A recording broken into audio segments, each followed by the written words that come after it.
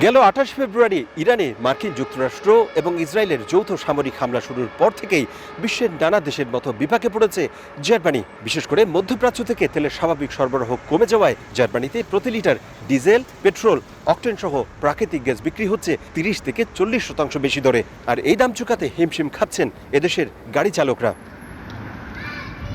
জার্মানির ১৬টি প্রদেশের ক্ষুদ্র, মাঝারি এবং ভারী শিল্প প্রতিষ্ঠানের মালিকরা জানিয়েছেন তেলের স্বাভাবিক সরবরাহ কিংবা জ্বালানি শক্তির অভাবে উৎপাদন অনেকটাই কমাতে বাধ্য হয়েছেন, যার ফলে বেড়েছে মূল্যস্ফীতি এবং এর প্রভাব পড়তে শুরু করেছে নিত্য প্রয়োজনীয় দ্রব্যের দামে।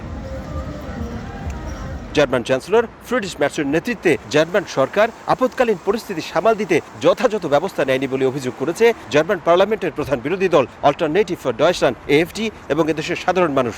অবশ্য ফ্রিডরিশ ম্যার্জ এই অভিযোগ নাকচ করে দিয়েছেন।